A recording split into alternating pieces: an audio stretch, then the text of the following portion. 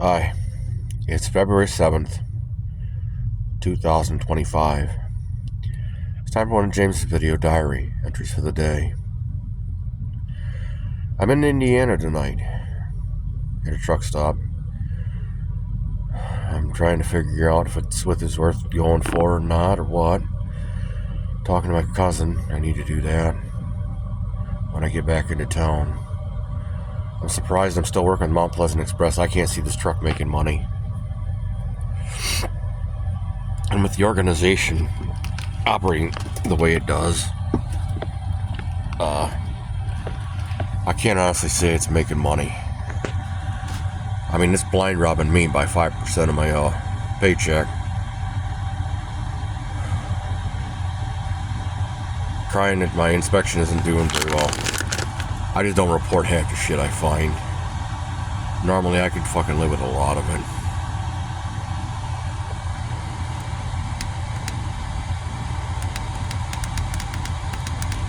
I'm trying to change the heater here so what you're hearing is the heater for my sleeper. I'm in a Class B or a high Class C chassis. No air brakes.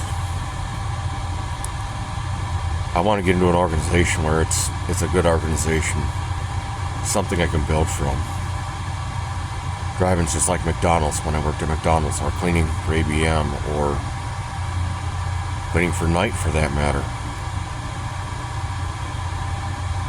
You know, Sarah Lee out of Traverse City, making pies, it's all the same. It's all about the people, man. And these people pride themselves on looking like something that they're clearly not. And when somebody points out common sense that they literally should have, then it literally kicks them in the teeth, and then they cry about it. You know, when I called the backup the first time, I cried. I did everything I knew how to do. I got teabagged and slammed by the boss's ego, rather than him saying, hey, look, okay, I know it's possible. I've done it 1,000 times. What have you tried? Maybe you're just not trying it right. Maybe you're not trying the right thing. There's a way we can do it, and it's possible. It's possible you're the newbie guy. You're a newbie and you did something wrong. You weren't properly trained. It's possible.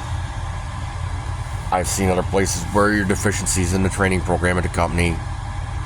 As a newbie driver, I would make sure that you had a go bag, for tools. Things you're literally going to need on the road that could literally go wrong at any moment that I could expect you to fix.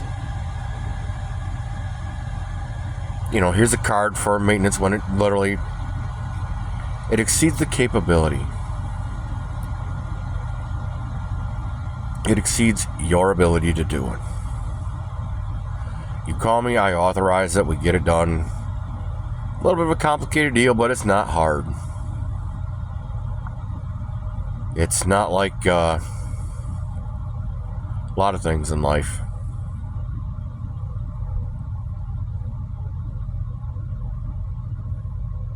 My first 3 weeks on the road were misery, plagued by a horrendous amount of electrical problems that were caused by salt and a lack of common sense.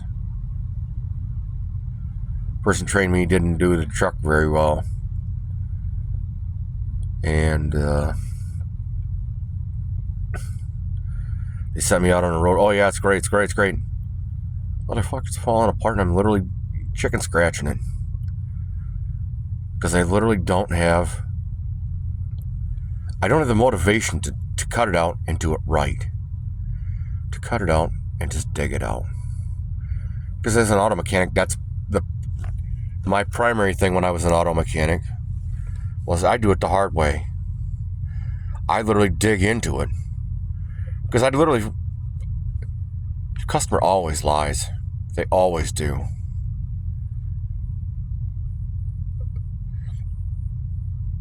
And the customer's not always the smartest guy in the room. have to teach them about, you can watch here on YouTube, Just Rolled In, Mechanical Nightmare, brakes, and, rattling noises and leaks. And it's all the customer tipped something over, left something under their seat, bowling ball in the trunk, and everybody's heard that one. And I'm here to tell you, it's true. I was a mechanic for 15 years. I turned down an owner finance takeover of a shop because I literally couldn't get a solid base. Everybody else said that they had to come first and that they were never wrong. And that I was always holding the bag. I literally can't always be holding the bag. I'm not a bad guy. I try to help people.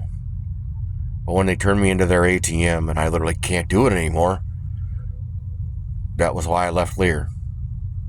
Because it was told to the token, it was literally saying, well, you're my ATM, you need to fix my car. Well, motherfucker, I just lost $150,000 that I had to pay almost 3 times that to get.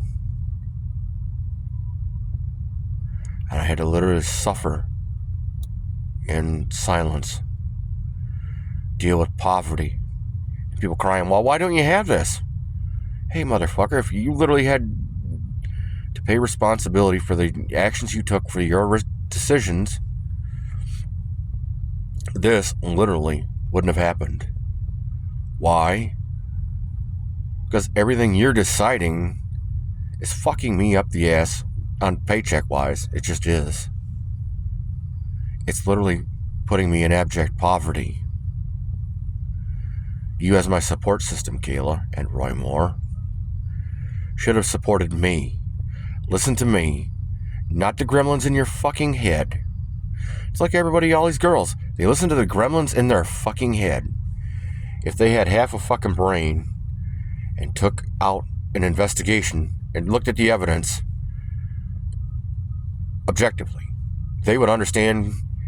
You screw a man over, he's not gonna pay for your entire life for you to shit on him. 90% of these YouTube channels that I'm watching that are talking about women screwing themselves over, yeah, they don't look at it from an objective perspective.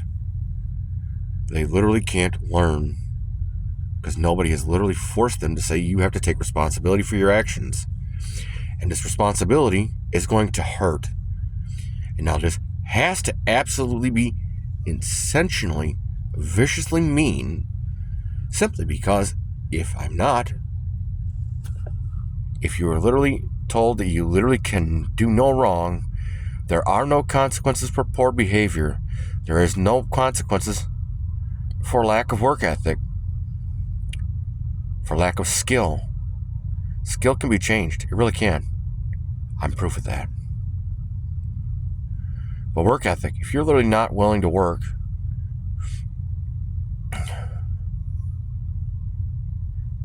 and you still want the big paycheck, that's why I left McDonald's and Ross Common. I was doing 3 men's worth of work, and I was only getting the low man, 1 paycheck of 1 person, low man.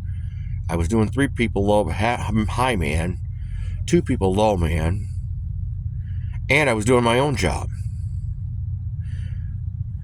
I was one of the 3 factors that when I was at McDonald's of Ross Common that took their freezers from a 6-month turnaround clean out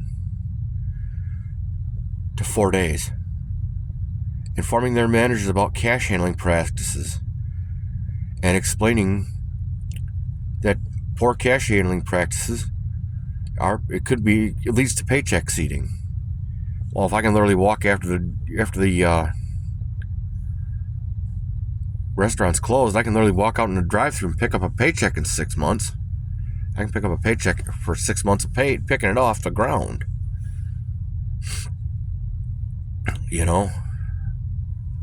If the building is disgusting, I remember an incident where the manager asked me, why did I put one of our very fragrant laundry soaps in the garbage can with excruciatingly hot water, hot as I could make it. And I said to her, Caden, we're here to sell cheeseburgers. Hot, stinky, rotten garbage does not sell cheeseburgers. You're hungry, you're going to leave and you're going to turn away and you're not going to make a lot of money. You literally come in here and you go, oh God, fresh linen, I'm already hungry. Oh, fuck, is that clean, man? I'm going to up my order. Hey, can I get an extra cheeseburger? Can I get more fries? Can I do this? The cash handling too. Just like Alir telling these senior union people who are incompetent, who could not do the job they were hired to do, that they're absent 80% of the time. Sometimes physically absent 80% of the time. I'm on union business. How the fuck can you be on union business? But the damn thing is shrinking. The only way you can do that is if you're growing. And you're literally training people for the science. I was trusted to train the certified persons in this process, but I literally was not given the certification. And I would make it simple and fun. And the guy that nobody ever liked was one of my friends. Was one of the guys I could literally walk to. I made it a point to make him, if they can't fire him and they literally want to, and they have reason to, and they literally still don't, there's a reason for that. That guy literally knows more about that machine. They can't fire him because he knows so much about that machine. You can't have him absent because you literally can't ask the question if you have one. I know I did it. I was friends with a lot of the guys at Lear. A lot of the skilled tradesmen who said it wasn't worth it to go into skilled trades at Lear because of the way Lear treats their people.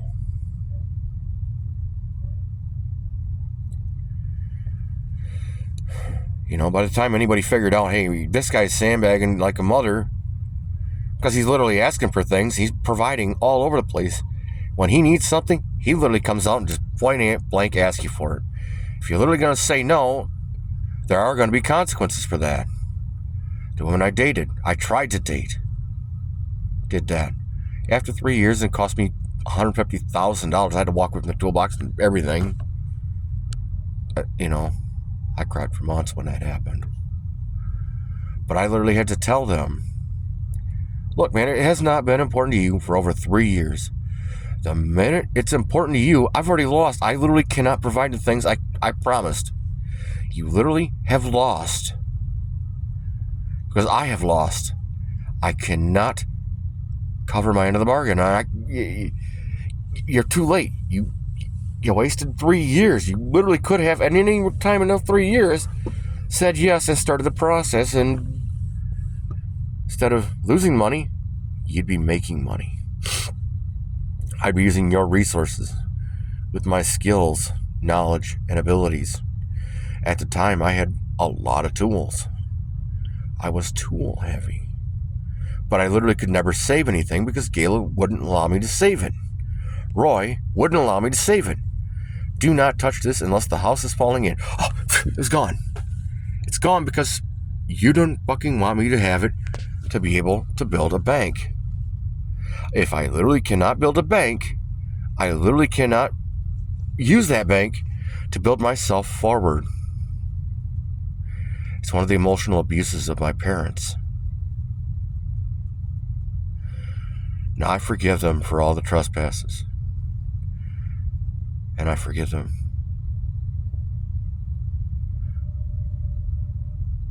for making me that angry and continuing to hold me in an angry situation, keep me as an angry man.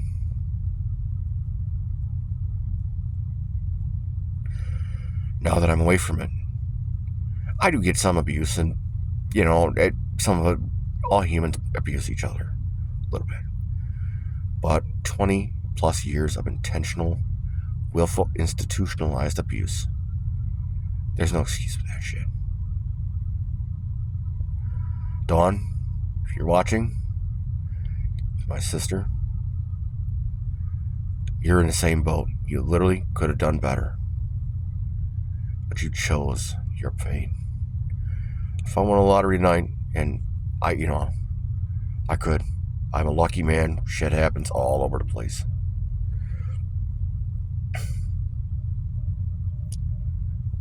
You made your bed. You're gonna lie in it when they pass. And you literally are on your own.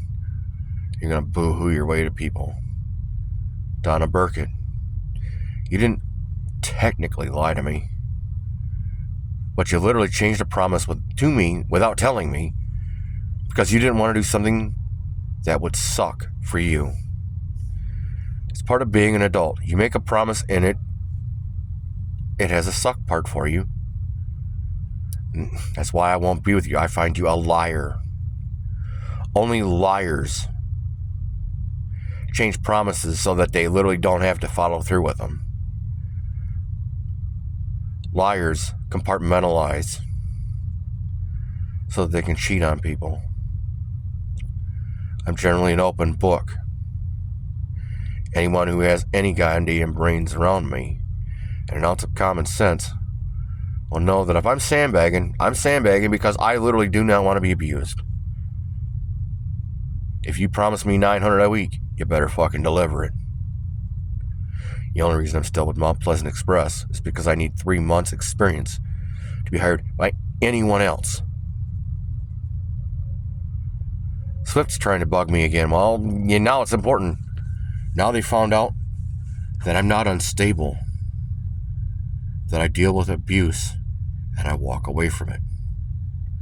Donna Andre of ABM, Todd Fleming of ABM, moronic motherfuckers that could have made a lot more money, have a lot happier and bigger contracts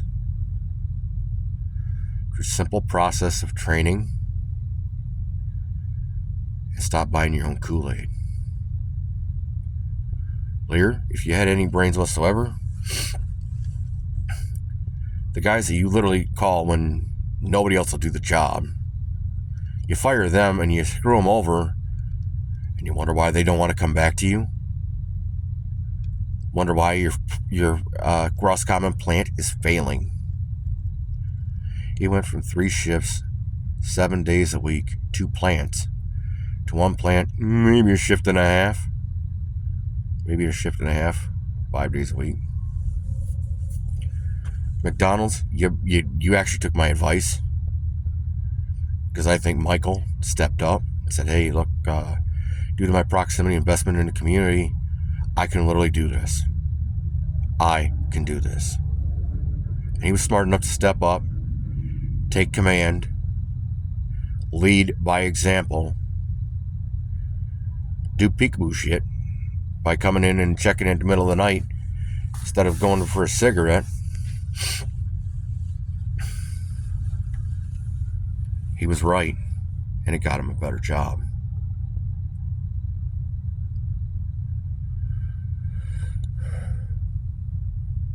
For work he was probably already doing anyway.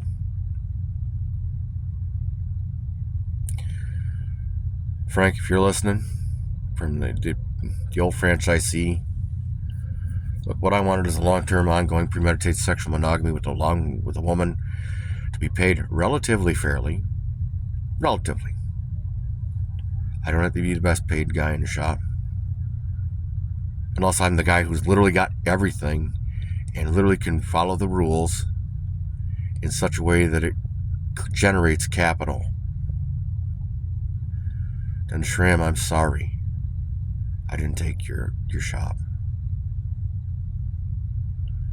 I'm sorry that the girl you chose was great, but she literally would not knuckle under. She wouldn't say, okay, I'll bond with you down here before I show you to my friends. I won't bond with you. Cheyenne Plua, you're literally, when it failed, you did not stop and say, okay, I failed. I failed because I had it. Well, now I'm going to do this without her. Instead of just walking up and saying, hey, would you care to dance? Put your body in your pocket. Put your ego in your pocket. If you want to be with me as a lover, you have to put your ego in your pocket, because you're going to ask me to do it. You're literally going to expect me to do it.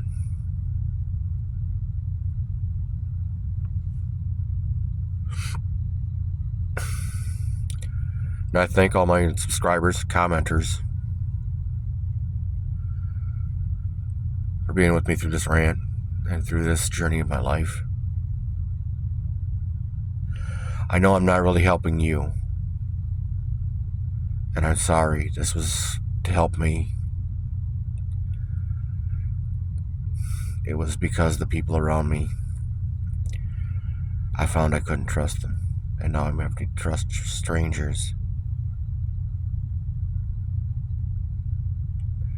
As always, if you have a problem, comment, or concern, please put it in the comment section below. I read and respond to as many as YouTube will allow me. Sometimes YouTube hides the things. You don't have to subscribe, but I do like it if you do. I do like the likes, just like any creator. I'm not going to be a big one, but I appreciate your time.